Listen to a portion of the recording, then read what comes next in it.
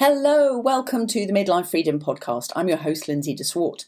I'm delighted that you're here. Thank you so much for coming and sharing the show with us today. So today I'd love to share a conversation with you that I had over the summer with one of my American podcasting sisters, Kim Hynes. And Kim is a nutritional coach for midlifers. And we talk about sort of the midlife situation and emotional eating, which also happens to be her podcast title, the Emotional Eats Podcast. Anyway, it was a lovely conversation. I love talking to Kim. I always do. And there was so much value within the conversation that I want to share that with you today. So let's jump right in. So, hey, Kim, how are you today? Hey, Lindsay, I'm doing great. I'm so happy to be here with you. Oh, my goodness. I'm so pleased to chat with you because it's a while since we did your podcast together and it was so fun. I would love you to just give us a bit of background, actually, and tell us a little bit about your journey personally before we start talking about all of the good stuff. Absolutely. Tell us about you and how you got into even what you're doing today. Yes. So it really actually starts back pretty far. And I didn't make these connections until I came into this business because I've really changed being a health coach a few times and really found my authentic self and what I needed to talk about. Because when I was younger, I never really connected the years and years of disordered eating and the restriction and the control that I had to have in my life and perfectionism with the things that really were happening in my brain, were happening in my body. So when I was younger, my mom went back to work. And when she went back to work, I was in charge of my little brother he's a great guy now, but he was hard to handle. I was probably, somewhere between 8 and 10 years old. And I look back now and I was always looking for comfort. So I would sneak into my mom's baking chocolate chips. I would sneak into we had this big tub back then called Country Time Lemonade, and it was a powder. And so I would lick my finger and stick it in the Country Time Lemonade just to get that sugary, powdery taste. And it kind of developed over the years. Having that control was a way for me to, when I had control over food, when I was doing, I'm going to put in air quotes, well with food, Right. feeling like I was eating well in high school and college, was really a disguise for the fact that I had no control in other areas of my life. My parents getting divorced, all these different things. I had body image issues. I actually, in college, had a boy break up with me and tell all his friends that his old girlfriend had a better body. And that happened to be, that happened to be the time when I gained the freshman 15 or more at college because I never really understood food. It had become such a comfort. Plus, I'd had a very moderate to strict household. My parents weren't bringing a lot of junk in, and going out to pizza or McDonald's was a real treat. And so when I got to college, it was like Free Will, and Kim was like, oh, I can buy anything and do anything I want. But the consequences, because I had never gained weight before, the consequences were so unfamiliar. My clothes not fitting, my dad having a conversation with somebody else, being concerned about me. And there's a lot behind that too. And his looking for his approval and what I knew he thought I should look like. And so anyway, as this went on, I found that food became quite a comfort. And many times I was a binger, but then I was also a restrictor.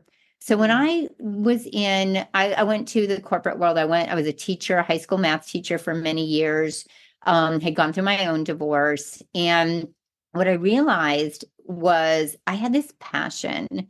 I was running marathons at this point. Again, excess, Kim doing everything to the 100th degree. And I really was curious how to really feel my body. How do I nourish my body? How do I feel good about myself? How do I keep the muscle? And when I started studying it, I started realizing that I was doing a lot of things to my body in those binge and restrict cycles that was not good. But what did I do? I went all the way to the other end and I was like Miss Perfect with all my food for a while. And I was probably hard to be around. I can't eat that. I can't eat that. So when I found balance and when I finished my nutrition, I went to IIN, Integrative Nutrition. And when I finished that, I realized that, hey, I want to do this for other people. I want to help them find the balance. I want to help them find their own way through it. I want to help them with habits and mindset and heart and soul, not just this is what you eat to look this way. Yeah. And it's been great. I've been learning along the way, but emotional eating and stress eating and now menopause because of our age group has become really the thing that I need to help people with because it's so much more than food. And I know we'll get into things about this, but the food part was the least of my worries. There was so much more going on that I never addressed that really needed to be done mental health wise also. Mm-hmm. No, I mean, I follow your posts all the time, and how accurate the way you define things. And it literally is as if you're in my head, or as if you just looked back over my history. And I'm like, oh my God, it's not just me then. It's not just you. Those are true thoughts that my clients and I have said that all women say to themselves that are so shaming and guilt ridden that we really just want to let go of. Yeah. But I think you really made that definition between the restrictive eating and the binging, because people have always talked about binging, but never actually highlighted that restricting is almost as bad, if not worse, but it kind of wasn't really seen as a problem. I mean, people called it dieting. Yeah, I mean, so what are the sort of things that people say to you when they identify these problems? Because it's got to be a wake-up call for people. Oh, yes. People will come in and I work with mostly women, but in my local town, I also work with men. So online, you'll see I work with women, but in town, I do work with men who have some similar thoughts, but they just don't go through the same hormonal changes and they have a little bit more concrete process in their brains. And a lot of them are ex-athletes but women, we have grown up in diet culture with some messages that have not only told us how we should eat, what we should look like, the makeup we should have, the hair we should have, the femininity that we should have, the body type that is acceptable, the symmetry that's acceptable. And so women have been taught to say, that they'll come in and say, Kim, I was really bad yesterday. I ate, chips and I ate a cookie. And I'm like, whoa, let's stop for a second. You are not a bad person. You don't have a bad character. You haven't lost integrity. You haven't done anything to be bad. And when we classify food as good or bad, then we classify ourselves as good or bad. And yes, there's food that serves your body and is more nourishing. And then there's fun food that we can incorporate in so that we have this balance, which is hard, by the way. And I get that. That's what I work with people on, is to find that. So I was bad or I was good. That's one thing that people say. I will never lose weight. And I think the other thing is we've attached so much to weight loss. And in the big scheme of things, weight loss is a byproduct of doing all the things to love your body. So we create this thing around weight loss that is so big. I have to lose 30 pounds, but we don't remember that we have to live a life daily. And that is the byproduct. And we've also been taught by diet culture, well, I'm not losing it fast enough. I had someone work with me and I see people every 2 weeks. And she literally said after 2 weeks, I haven't lost a pound. I'm like, we haven't made all the changes. We haven't reduced the inflammation. We haven't changed the metabolism. We haven't changed your mindset. We haven't lowered your cortisol. So people have these preconceived notions of what they should or shouldn't do. I ate today and I had all these bad things. So I shouldn't eat tomorrow, right? Or I should skip dinner. That's a big one. And we throw our bodies into blood sugar craziness. We throw our bodies into, this starvation and then this indulgence mode, again, binge restrict. And our bodies and our minds don't know what to do with that. So those are some of the things I'm hearing literally on a weekly basis. Oh my goodness. So with the whole menopause thing, and then with all your hormone changes and all the rest of it, do you actually ever come out the other side of that? Yes. And there's, Yay! yes, I'm here to tell you there is hope. Oh And my goodness. it's such a struggle because we also, doctors are amazing, but not in every area of our countries do we have doctors that are really menopause informed. Yeah, yeah. So in addition to working with clients to get through menopause symptoms, I really teach them to be an advocate, to get out and get the testing and to ask the questions. Because one of the things that happens during perimenopause is not only are we losing that muscle, but we have these aches and pains. So working out is not fun. We have insulin issues. We've become so much more insulin resistant that we also have more carb cravings. What I just found out personally, because I'm having some gut issues, is perimenopause can kick off gut issues, which can also kick off thyroid issues. And when thyroid's off, we don't just gain weight from perimenopause, dropping of estrogen and progesterone, but we also can have thyroid issues that come along with it. So when you think about this perfect storm and this crazy storm, how can you possibly not want to comfort yourself with food when all of this is going on? However, here's where the hope lies. When you get tested and you understand what's going on with your body and you're starting to watch those levels change, you get to make some choices. And I have some beautiful, wonderful experts on. So I'm an advocate, and I know this is a very personal choice, but I'm a 100% advocate for bioidentical hormone therapy because we have like 50 hormones in our body. There's probably like 5 to 8. I'm not a doctor, so I think there's like 5 to 8 in the thyroid, somewhere in there. We have insulin, cortisol, estrogen, progesterone, testosterone. We've got all these different hormones, melatonin, serotonin, dopamine. We have all these hormones. If you take 3 of them out completely, they can't balance each other. So of course you're going to have cravings. Of course you're going to gain weight. Of course your body's going to go crazy, but we have hope that there are things that we can do. And then I educate women on what's really going on with their metabolism. It's not calories in, calories out anymore. There's a lot more to the picture. Yeah, because it once was, excuse me, it really once was calories in, calories out. Yeah, you get it aerobics to burn off your dinner.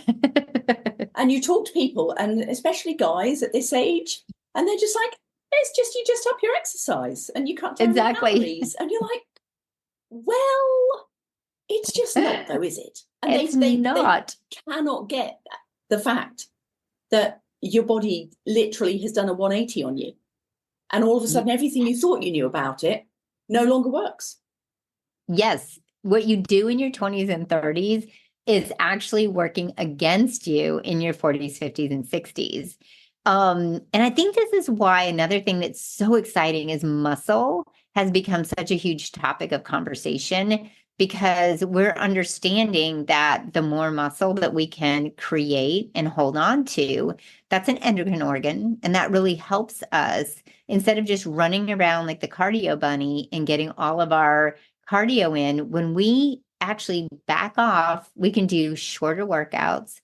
We can lift a little heavier. And you can see me, the listeners can't see me, but I have some muscle and it is hard work. You're not going to bulk up. I want more and I just can't get it. And I work out 4 to 5 times a week. So people who have this fear over the muscle, that's actually hope. That's another thing I want to give you is hope. When we work on that and we feed the muscle, then we have hope to change things with our metabolism. Yeah, absolutely. And so when you start changing stuff with the metabolism, does that mean the hormones start to balance out as well? It can be really helpful because, and I see you working out too, so I know you're in it also. Yeah, mindset wise, I don't know how I get through life without it, which is why I was so confused when the weight's piling on. And I'm like, but I've always exercised. I love exercising, but it hurts. I'm putting on weight. Just like, I don't get it. Yes. And that is all around those hormones that we are dropping in. And you are not going crazy. It's definitely what we have to deal with as women, and just being educated helps. And so metabolism, let's go back to that. And I appreciate you asking about it. Metabolism, as you noticed, it took me a second to come back to that because my brain is still, I'm postmenopausal, but that's when I know I'm getting better because I can actually find the thought that left me. Okay. So metabolism is really tricky. And I learned most of this from my guests that were on the podcast. Someone in particular I'll give a shout out to is Stephanie Fusnick, and she really helped me understand during menopause why some of the things that we are looking at with menopause are so important. When we are burning calories, and we also have this fat issue. So we can't be so worried about the calories coming in if we're getting the right calories and if we're fueling the body to do the workouts. And again, the hormones have to be balanced, but we also need to be looking at what we're doing on a daily basis. So there are things that are involved in our metabolism, are like even digestion. And I may say this a little bit incorrectly, but you can look it up and get a better idea. Like even the thermogenesis of food when you're digesting it is really important. When you eat more protein, that actually is more of a calorie burner than we want vegetables and fruits because that's important to clean out our colon. We need those carbs. But when you get down to this processed food and sugar, it's not taking anything. It's already processed. Your body does not need to do anything to digest that. So if you're thinking like, hey, every little way that I can help my metabolism, having that protein and that fiber, but also what's part of that is your insulin resistance.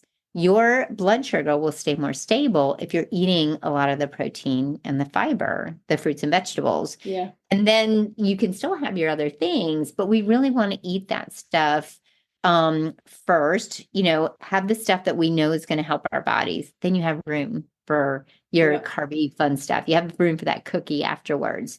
But that is when we talk about the blood sugar. Also, we will store fat. If we have all these sugars pumping in, they don't have someplace to go like your muscles. That's when we store the fat. So metabolism, another thing that really seems to help is 10 or 20 air squats after you eat. 5 or 10-minute walk can help stabilize that blood sugar. Okay. The other thing that I find fascinating in the metabolism for me too is just even NEAT. The non-exercise activity that we do every day is, taking a couple steps further in the parking lot, fidgeting, standing up at your desk for a while. All these things add up. And we think walking, I used to think I wasn't a runner. So walking, I was a snob. Yeah. And I was like, snob. Like, that's not exercise. People come in my office and they'd be like, I exercise. I walk 2 miles a day. I'd be like, yeah. And I'm so sad that I didn't have a grip on this earlier, but walking, and again, let's not look at the steps.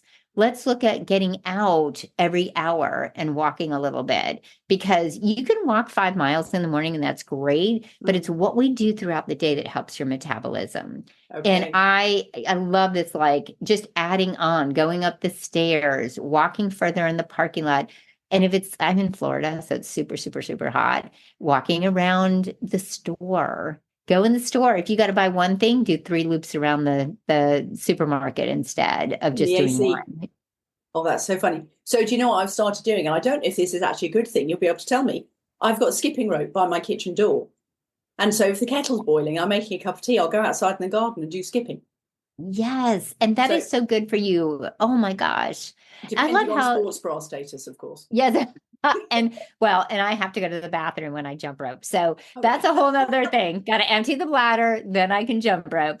But the jumping rope, there's 2 great benefits to that. You're getting a little bit of that cardio. You're getting that extra little movement for the day. You're habit connecting also. You're doing it while the kettle's on.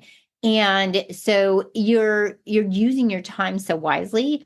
But JJ Virgin has been telling in some of her podcasts and as a guest also in other podcasts, that jumping is really good for us. As we get older, we need to have this ability to jump off the curb. We have to have the ability to just kind of hop onto something. I am embarrassed to tell you that I was walking. We have water down in downtown St. Augustine. We have this beautiful water, beautiful bridge. And I was on the seawall.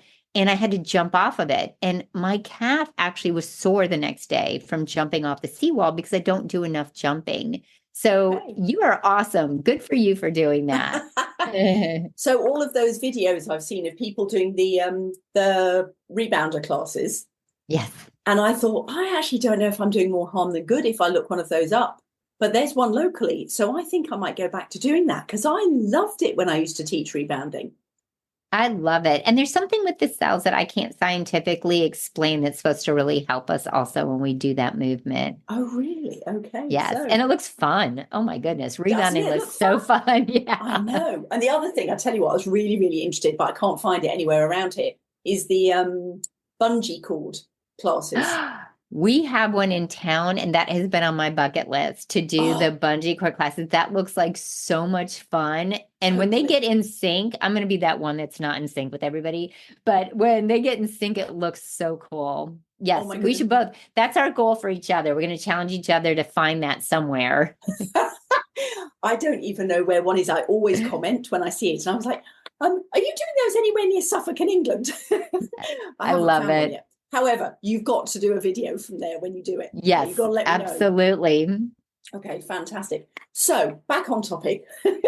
So you've mentioned your podcast a few times. How long have you been doing that? Because it's the Emotional Eats podcast, right? Yeah. So tell us about it. Let's see, May, June, July. I've been doing it a year and 3 months. Congratulations. And thank you. Thank you. I think I dropped episode 68 this week. And Wow. The podcast has been a really selfish project of mine. When I first started it, I just needed another outlet. I love social media and I love getting on there, but to make videos all the time and to be able to get my comments and my thoughts out in 90 seconds is so, you do the greatest videos. Yours are amazing. Oh, and I'm a talker, can you tell? And I I wanted to be able to talk about whatever subjects I wanted. And as I was mentioning at the beginning, I'm realizing that this stress eating and the things that we're going through are so much bigger than food. I really wanted an outlet to be able to tell midlife women everything that could be affecting them. I've had counselors on, sex therapists, I've had functional medicine doctors. We've talked about the weight loss drugs. We've talked about menopause, perimenopause. My kids were on this week's episode just talking about, hey, as mamas, we're like, did I raise my kids okay? Are they healthy? Are they all right? And my kids just kind of share their experience. And the podcast has, like I said, just been a very selfish place for me to put out the information I want to put out. And I love it. But the other thing is when people ask me questions, and I know I've done 45-minute episode on stress eating at night, then I can literally just send it to someone and say, we can talk about this, but here is something encapsulated for you to just listen to. So I don't know about you. The hardest part, I'd love to know what you think about this too, turning this back on you. The hardest part of podcasting is not the interviewing and not the doing the episodes. It's all the stuff behind the scenes. Oh God. So yeah. Without question. And that's why the average podcast has 7 episodes. Yes, so we beat the odds. Totally. Pat on the back for us. I tell you what, absolutely. It makes me laugh. People say, "Oh, just start a podcast." And I'm like, "Yeah, do it because it's so fun and it's so rewarding and so educational." And the women I've met around the world doing mine, unbelievably inspiring. Absolutely love it, but it's hard work. There's a lot of steps if you want it to get out to everyone. Yeah. And I do have to tell you, meeting people, you said it, meeting women like you who offer something and offer unique things that women don't even think about.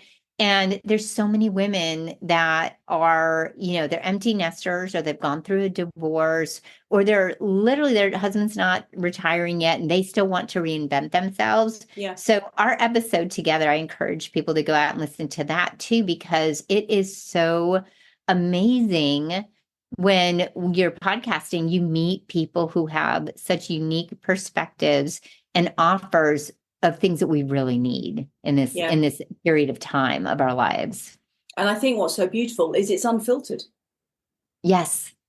We don't have to fit into any guidelines. It's No, just be it's you. just stories, exactly. And Yeah, it is the most natural thing in the world that you can just have a conversation with a friend. exactly. Exactly. I Such love a it. joy.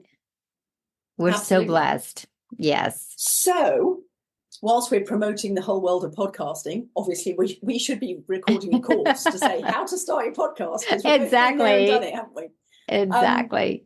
But more so, let's talk more about what are the challenges that you find women face the most, because you talked about, for example, eating at night, about all the mindset challenges. How easy is it to start bringing these steps into lifestyle? That's a great question. Thank you.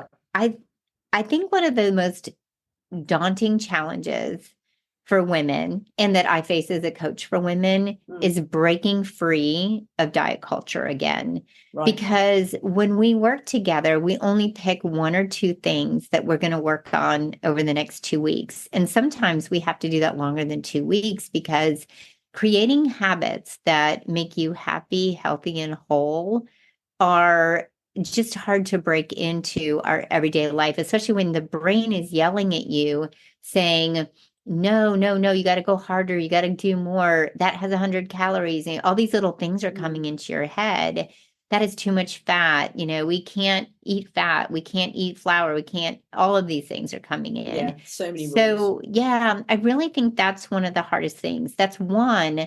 But then not beating ourselves up if we're not perfect. We were taught through diet culture that if you are going to do a diet for, I'm just going to make it up, say 30 days, if you fall apart on day 3, you got to start over and you're done. You get to start over on Monday, the beginning of the month, the beginning of the year. When we just look at life as a fluid, trying to teach my clients, it's a fluid time frame. Somebody made up this calendar for us. Somebody made up this time system for us. You are a fluid person just going through life. You can have a cookie at lunch and you can have any meal that you want at dinner if you want to eat in a way that may serve you more in a more nourishing way. You don't have to wait till breakfast the next day to be perfect because we have a human brain. And I have to break people of their human brain and rewire them that when we do something, it's not a mistake. It's not falling apart. It's not the train going off the track. It is a bump and it's a stop on the track because, maybe a herd of cattle are going across it. Okay. And then you just keep going. It's not something where we have to stop and derail and have this big, like you see in the news, a big train wreck where there's, cars all over the place. We just stop and then we move forward. And those are the biggest challenges that I have. And the wins, like they'll say to me, I did this, I did that, I ate cookies, I was terrible, I didn't exercise. And then 5 seconds later, they won't even realize it. They'll say, wow, I drank all my water, I walked every day. It was only 10 to 15 minutes, but I did it every day. And I start stacking up these wins and sharing them. And they're like, oh, I'm not so bad off. I'm okay, and those are my challenges with women and the women are facing. And it makes me sad because if we did not go through all of this over the last 20 years, 30 years, I dieted for 25 plus years, then we wouldn't have to rewire and try to create this new life. We could have been living our whole lives enjoying food and enjoying every bite of it and having pleasure from it instead of so much stress. Yeah. I think there is something very wholesome about a lot of the European eating culture that you sit and you have lunch and you break bread together, and lunch can take time and it's about sitting down and it's a whole social occasion and all the families can be involved. And I think that's still true to a degree as far as I know. The whole idea of grabbing a sandwich and eating it in your car and that's your lunch, it makes no sense to them at all. And they're, but food is such a pleasure, like it should be. What are you doing? And it's a I love real that. cultural thing, isn't it? It's really cultural. America is the land of hustle and bustle. It's the land of getting more done than you can possibly get done in any day. It's really sad. Stress used to be a badge of honor, and I do believe that we're trying to change that more. Yeah. There's no such thing as living in the moment. It's always looking for the next greatest thing. And being peaceful and in the moment is exactly what I do with clients, because they are always looking for that next possibility that they're going to mess up, or they're going to have to do something, or they're not going to get something done. I love what you said, European culture of sitting. I also love the idea of courses where we have one course at a time with time in between. We have conversation and family meals. I really try to have people have family meals, not eating on their phone. I'm guilty because I work through my lunches, and then I'm like, wait, I just told people not to do that. And then I don't remember what I ate, and I eat more than I would have. I am not enjoying this food. I think the other thing that's really hard for Americans is the availability of food on the go is unreal. Like, it just blows my mind that I drive down one street to get to work. I only have like a 17, 18-minute commute. And I think I counted the other day, probably like 14 or 15 different places that people could drive through or run in really quick or call in their food. And then on top of that, I see my neighbors. There is a car in their driveway every day delivering food. And when we can get back to the wholesomeness of also cooking and enjoying cooking, and that's what I teach people how to do too, how to create this in your life, even if it's just for one person, two people, six people. How do we create the joy of cooking our own food? How do we teach our kids to be involved with the process of the food that's going to be on the table? Because I'll be honest, I'm really picky when I go out now, because I like my food that I make at home and I know what's in it. And I can find ways to cook so that I have leftovers for lunch every day. Yeah. And that's something that we have to teach ourselves how to do if we haven't done it. Maybe we didn't do it all along, or maybe we let go of doing it. Yeah, absolutely. But I mean, the economics of it makes so much sense. Yes, right now it is crazy. I don't know what it's like in other countries, but in America, groceries have doubled. And when you buy enough to create meals, it is, and buying food out has doubled also. Yeah. As a kid, I even remember, now I'm going to sound old, but going to McDonald's, like they had like 49-cent burgers. And I think back then it was actually real meat. So my parents would, once a week, it was a treat because we could go roll up and get, 5 or 6 burgers and feed the whole family. And, but even that's really expensive. So it doesn't make sense to me that people would rather do that over with convenience. But then again, the education on the body, not sure everybody has that and what it's doing to them. Yeah. I don't know how much, I'm sure it's taken off way more even in the States, but in Canada and also in England now, you've got things like Fresh and Gusto and stuff like that. Yes. Which is brilliant because you don't have to do the hard work involved, like the creativity. Yes. All you have to do is pick your recipe. And then, of course, it all gets packaged and delivered to you. So yes, that I found was a really nice halfway house. And especially after I got divorced and it was just me and my daughter. So I went from cooking for a family of 5 to then cooking for 2 of us, which, of course, same thing for any empty nesters. They're going to be going from a family to 2. And it's a shift. So it's a shift. Something like that was a really good transition to make sure that we were still eating fresh food. Although my daughter quite often said, did this recipe originally have spinach in, or did you just throw it in there? I was like, well, I may have added some handfuls of spinach. Might have added some things. And I love that you mentioned that. That is so important. I have, for example, a client who he has gotten divorced, but he's also on the road and having to wine and dine clients. So we have to, one, teach him how to eat out in restaurants to get the best nourishment possible. And then if they, have a drink or dessert, that's fine. Or if he wants bread that night, it's not a big deal. But when he's at home, he has food going bad all the time. So, yes, we have him on a meal prep service. And then the other thing is he can have a couple extras. He has to travel to another office once a week, and he takes one of them as his lunch when he used to eat out or get takeout. So Great. we have so many solutions that if you're stuck, Yeah. we can find solutions to take care of that because yeah, cooking for one. And I find myself, even when my husband's traveling for work, I wish I had subscribed to things like that. And you said something brilliant. What he does is he orders the ones that are either paleo or Whole 30, and they don't have any carbs. And then he has control over adding in what he wants to add in, Oh, like good thinking. potatoes or rice or things like that. Really good thinking. That's you've got to put your own spin on it, because otherwise, I have to say, it does get a bit repetitive and a bit Yes. dull. But it's a really, really good resource. I used it when we had all five of us at home, but also when there's two of us, because it takes away the whole idea of the shopping of it, the creativity of it, the researching recipes. And I'm sorry to say, that's not my first love. You know, I Yes.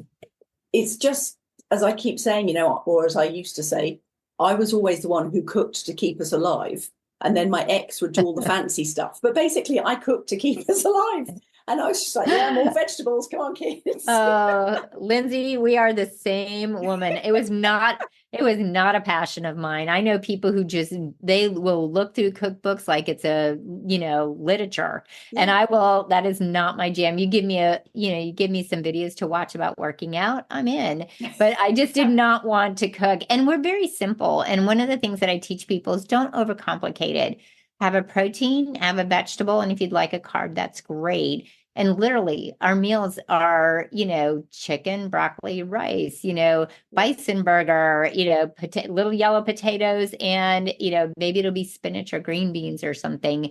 But we don't overcomplicate things. Yeah. And that's when you do have room, when you want to do something fancy or you want to go out, that's when you can really have fun and try something different. Yeah, absolutely. So just quickly, because I know we're both aware of time, what's your take on fasting? Oh, this is such a good question. I have been mulling this over. Yes, I've been mulling it over for myself too. Right. Every one of my clients is very different, and they're hormonally different, and they're in different stages of menopause. When I have someone who is postmenopausal and they're feeling really strong and they feel like their hormones, we're never going to be truly balanced. So I have to be careful when I say that word. But what I mean is when they're feeling really good and they want to take it up a notch. I love when they experiment to see how it feels. Some of my clients love to do 3 days a week of just like a 16-8. And but I have clients who find themselves binging at night. So then we're like, great, we know that doesn't work. You're better steady eating. I have some clients who can't get through a workout unless they have a little bit of protein and carb before the workout. So that eliminates fasting right there for them. And in perimenopause, I think hormonally, I see this is anecdotal. This is not scientific, but anecdotally, I see that it's very hard on the women's bodies when their hormones are all over the place when they're fasting. Um, so I really just look at everybody differently. I personally just had a really unfortunate GI mapping result come up. I am probably dealing with methane SIBO, and I also had a parasite. And that happens to a lot of people, by the way. So if that Really? happens to you, yeah, a lot of people have it. Sometimes their body just deals with it and it's fine. My body wasn't dealing with it. Right. And not to be TMI too much, but I'm a health coach. I knew because I was constipated for a very, very long time and had to keep using things. So for me, fasting is working right now because I can help kill off the small intestine bacterial overgrowth is what I'm dealing with.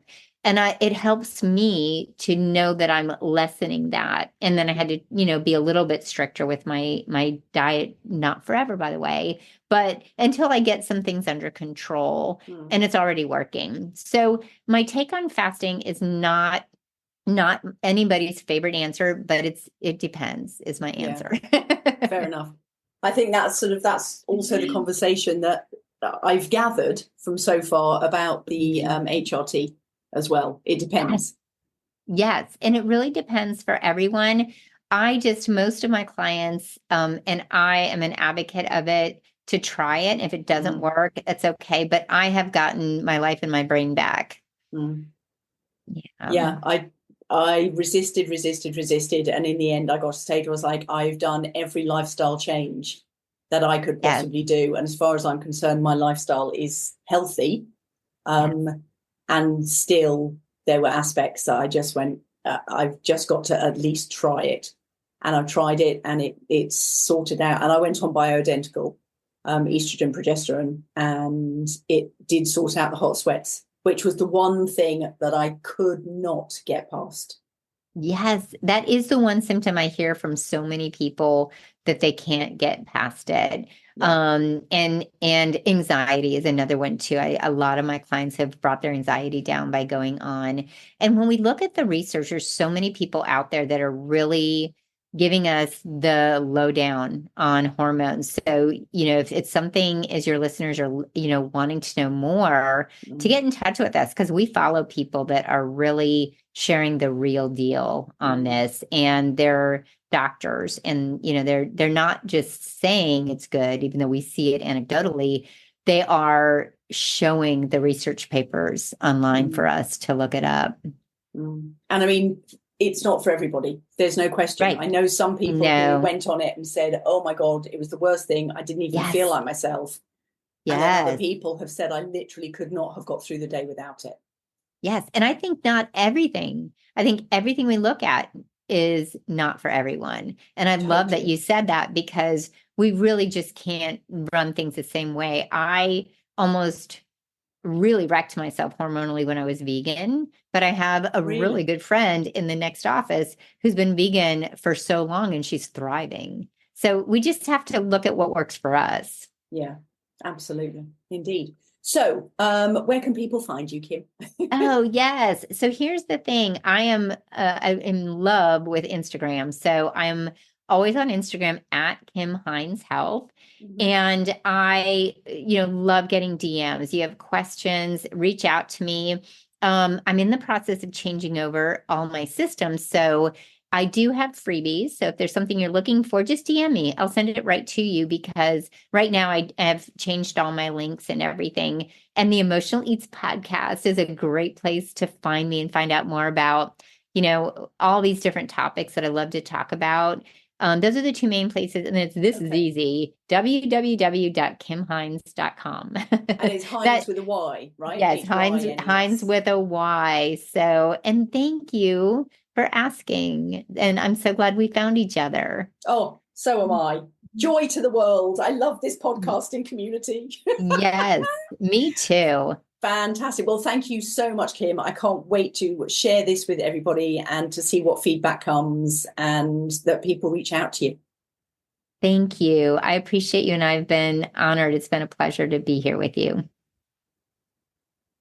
Thanks for listening to the show today. If you enjoyed it and you found it inspirational and motivational and encouraging, please do leave a review. I'd be so grateful. Also, below this episode, you'll find resources to help you through your midlife journey. There is also the community in the Facebook group. And I will see you in next week's episode. And thank you so much for listening. Take care. Bye.